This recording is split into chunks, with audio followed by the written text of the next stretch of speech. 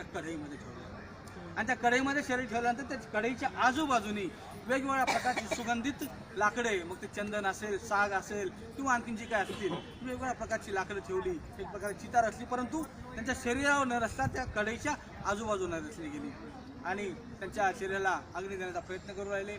आपण पाहिलं मे महिना, कारण त्याचं महापरिनिर्वाणही वैशाख पौर्णिमेला झालं, म्हणजे वैशाख पौर्णिमा साधारणतः मे महिन्यातच येते. मग हा महिना अवकाळी पावसाचा वादळाचा असतो. अग्नी लावण्याकरता एका बाजूला अग्नीही पेटवलेली असते. आपण ती अग्नी पेटवूनच नंतर चितेला अग्नी दिली जाते. भले आता आपण बौद्ध संस्कृतीप्रमाणे मेणबत्तीने जरी अग्नी देत असलो तरी पूर्वीच्या काळी ती पद्धत होती की चितेच्या बाजूला लाकडं पेटवली जायची आणि त्या लाकडामधनं एक लाकूड घेऊन चितेवर लावलं जायचं. अशा प्रकारे अग्नी पेटवलेली होती. पावानगरमध्ये तथागतांचे अतिशय जवळचे आणि महान असे भिक्षू महाकाश्यप ज्यांच्या अध्यक्षतेखाली त्यांच्या तथागतांच्या महापरिनिर्वाणानंतर पहिली धम्मसंगीती झाली. असे महाकाश्यपही त्या पावानगरीमध्ये पोहोचले होते. त्यांनाही कळलं की तथागतांचं महापरिनिर्वाण झालेलं आहे. तेही धावत पळत आपल्या 500 भिक्षूंच्या संघासह इथपर्यंत पोहोचतात. पोहोचल्यानंतर पाहतात की तथागतांचं संपूर्ण शरीर आच्छादून टाकलेलं आहे, ढाकून टाकलेलं आहे आणि यांना अंतिम दर्शन घेता येणार नाही.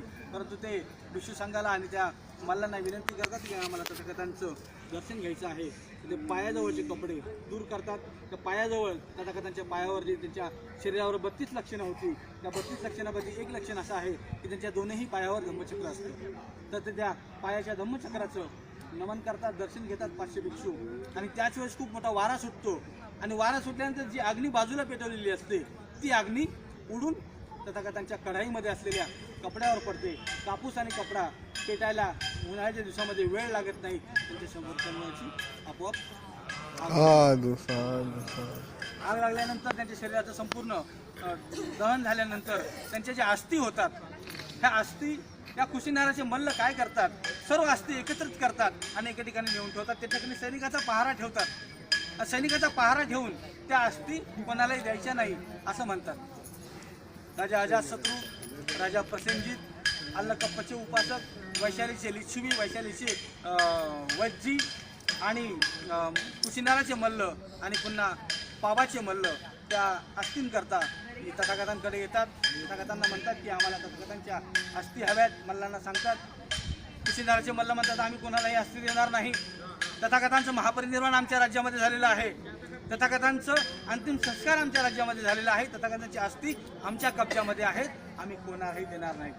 त्याच्यामध्ये एक प्रकारे वाद होण्याची परिस्थिती येते. कारण राजा प्रसेनजित, राजा अजातशत्रू, पावानगरचे मल्ल, वैशालीचे लिच्छवी आणि वज्जी हे तथागतांचे उपासक होते. अलकप्पाचे उपासक तथागतांचे उपासक होते. या सर्वांना तथागतांमध्ये खूप मोठी श्रद्धा होती. परंतु मल्ल त्यांना अस्थी देत नव्हते. वादाची आणि परिस्थिती निर्माण झाल्यानंतर द्रोण नावाची एक व्यक्ती त्या ठिकाणी येते. मल्लांना म्हणते अरे ज्या तथागतांनी 45 वर्षाचं आयुष्य, बुद्धत्व प्राप्तीनंतरचं 45 वर्षाचं आयुष्य धम्मकार्याकरता आणि शांततेच्या संदेश देण्यामध्ये घालवलं, त्यांच्या अस्थींकरता आपण विवाद करणं, वाद करणं योग्य नाही. तुम्ही कुठल्याही प्रकारचा वाद करू नका. आपण एक काम करा, या अस्थींचे वेगवेगळे भाग करा आणि वेगवेगळे भाग करून प्रत्येकाला आपापल्या राज्यामध्ये घेऊन जाऊ द्या. हा प्रस्ताव तो त्या ठिकाणी द्रोण मांडतो आणि तो द्रोणाने मांडलेला प्रस्ताव ते मल्ल स्वीकार करतात आणि मल्लांनी स्वीकार केल्यानंतर तो द्रोण त्या ठिकाणी त्या तथागतांच्या अस्थींचे 8 वेगवेगळे भाग पडतो. म्हणजे एक भाग राजा प्रसेनजितला दिला जातो, एक भाग राजा अजातशत्रूला दिला जातो, एक भाग पावाच्या मल्लांना दिला जातो, एक भाग कुशिनाराच्या मल्लांना दिला जातो, एक भाग वैशालीच्या लिच्छवींना दिला जातो, वज्जींना दिला जातो आणि जे अलकंपांचे उपासक असतात त्यांनाही दिला जातो. अशा प्रकारे ते 8 भागांचं अस्थींचे 8 भाग करून विभागले जातात. तथागतांच्या काळामध्ये किंवा आपण जर पाहिलं आणखी काही का आपल्या आजोबा पंजोबाच्या काळामध्येही नदी किनारी जाऊन त्या ठिकाणी त्यांचं दहसंस्कार व्हायचा, अग्निसंस्कार व्हायचा. त्या ठिकाणी एक चैत्यस्तूप किंवा समाधी बनवली जायची. तर ही पूर्वापार आलेली परंपरा होती की तथागतांच्या अस्थींवर चैत्यस्तूप बनवायचा.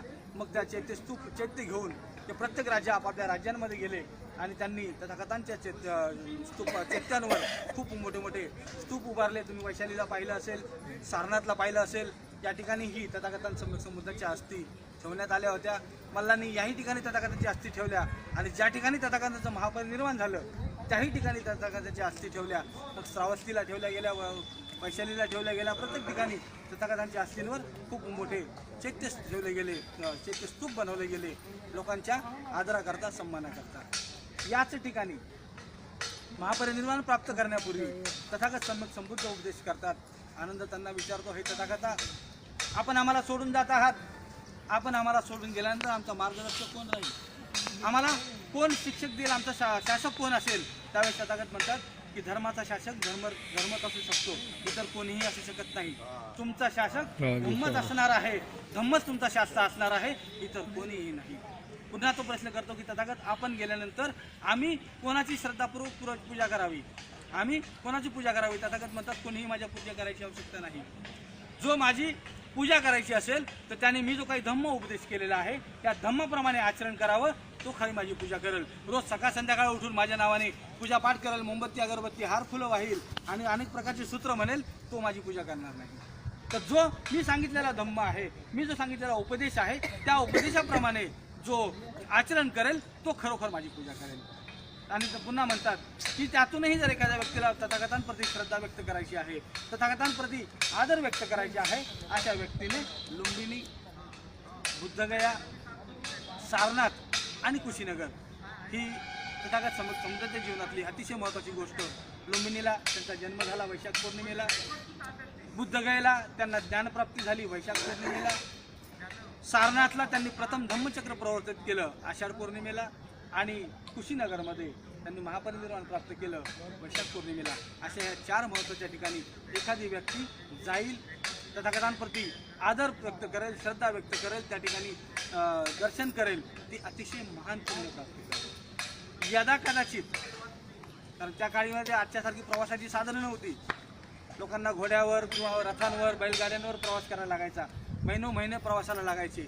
आणि यदा कदाचित या प्रवासामध्ये जर एखाद्या व्यक्तीचा मृत्यू झाला तर ती व्यक्ती दुर्गतीला जाणार नाही.